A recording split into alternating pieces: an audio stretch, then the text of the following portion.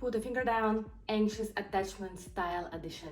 Put a finger down if you get very anxious when your partner doesn't answer your text within a few hours.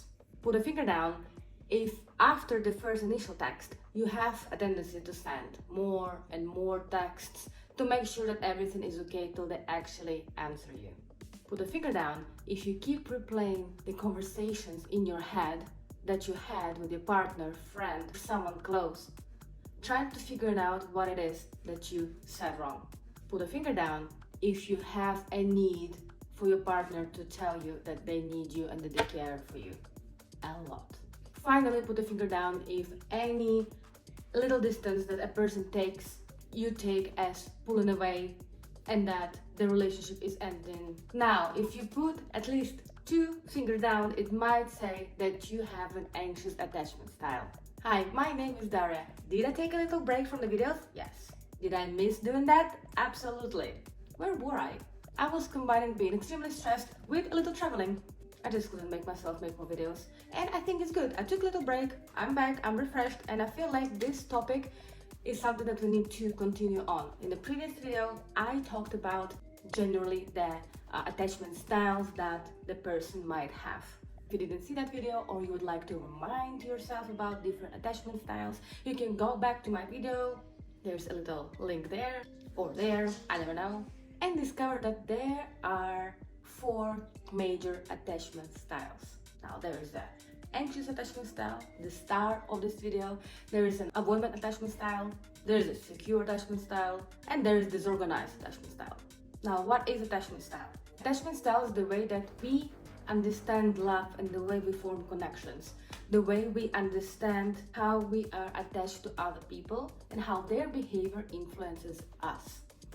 And just a little reminder from the last video where it all came from. It came from a little experiment where children were left alone by their parents, and the scientists were examining these children to see how they would react to first the absence of their mother and then her coming back. Some of the children were really excited, or they were crying, some were pretending that nothing even happened, or some were really just showing normal reactions. They knew that their mother is leaving, but they also knew that she's gonna come back. So they were pretty secure and pretty sure about their life situation. They weren't stressed about it. They took it as a normal life cycle. Somebody is going away, but they are to come back because they love them. Now, if that's not your case, you might have the anxious attachment style. Basically, you are never sure if the significant other actually loves you, and you need constant reassurance that it is really the case. So in this video, we're going to be talking about anxious attachment style. A few words about me. I'm Daria, I'm a psychologist. I work with emotions and I teach people about their emotions, and this channel is something I gathered from my personal therapy, my life experience, my education, and I take it as something that I wish somebody told me a couple years ago. I try to take psychological information and give that to you in a simple way without any boring details. I'm sure there's a lot of people who are interested in psychology, that are interested. Why are we the way we are? And what the fuck is wrong with us? If you're one of them, look at a few of my videos. If you like the way that I present it, if you like the way I talk, which I'm sure a lot of people don't, and that's okay, but if you do, subscribe. I'll be happy. Now, I'm gonna tell you a few signs that you might have anxious attachment style. We're gonna cover a few points and see if you can resonate with them and if that speaks to you, if it's something that you have already experienced. First, of course, is a constant need of reassurance. Do you sometimes find yourself asking your partner, do you still love me? How do you love me? Would you love me if I was warm? That is a constant need of validation and reassurance in order to feel secure. Now, this need of constant reassurance comes from roots of your childhood when you actually didn't feel secure enough and you didn't feel loved enough. You didn't feel safe enough as a child. Now, an amazing thing about our emotions is that as a children, we learn some coping mechanisms that are not logical, but they help you survive physically and emotionally.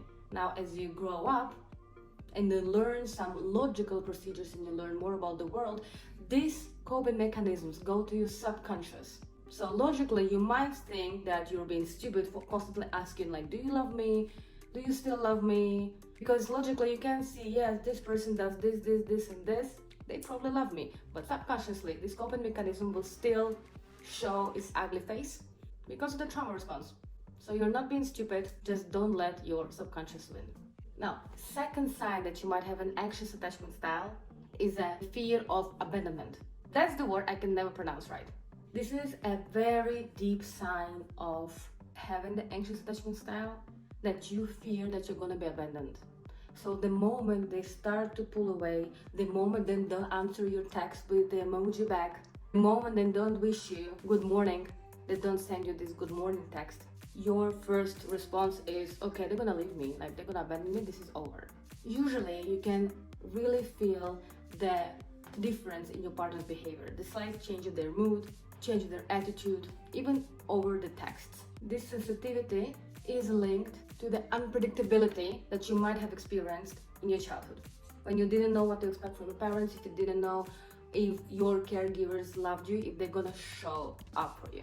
Now, sign number 3 is difficulty with handling emotional distance. For people with anxious attachment style, time spent apart from their partner is something they cannot really comprehend. You probably know about the 5 love languages, and one of the love languages is quality time.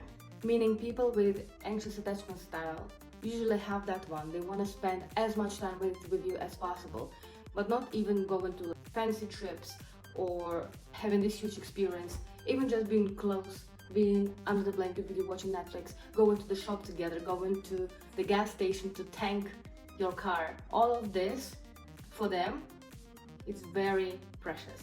It can seem like they're being clingy, when in fact, this is how they get reassurance they will not be left or abandoned. Otherwise, they might start feeling neglected. What it can lead to, that you constantly push other people away, and this way, you're basically reinforcing your own fears.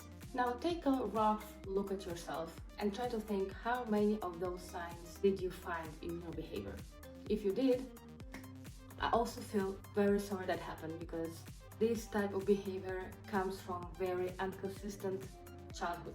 It comes from having inconsistent emotional support from your caregivers. It's not that your caregivers totally abandoned you and let you be on your own. It's usually that one day they give you the attention, the emotions they need to tell you that they're here for you, and another day they don't. Another day they disappear, abandon you, don't show up to your recital, say to handle things on your own. So you learn how to survive in this very turbulent environment as a child. You learn to see minor switches in their mood, in their behavior. You're trying to guess, are they gonna be the good parent today or a bad one? And you rely on them today or not.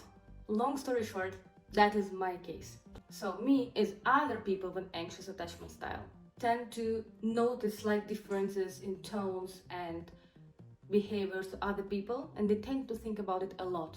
When they need to ask for something, maybe you need to ask for a raise, maybe you need to ask for a favor, you think about a perfect timing to do so, because you might feel, okay, no, now they don't seem like in a very good mood, I'm gonna move it to a different time.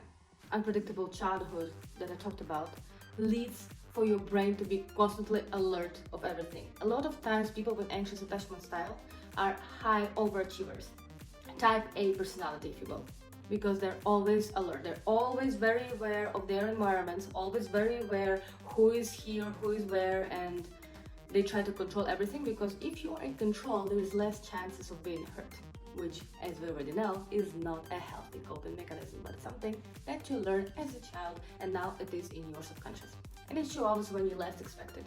There is a study that shows that actually 20% of adults do have anxious attachment style because they have very unpredictable, unstable emotional environment growing up. Now there is another reason you to experience what you're experiencing right now. Now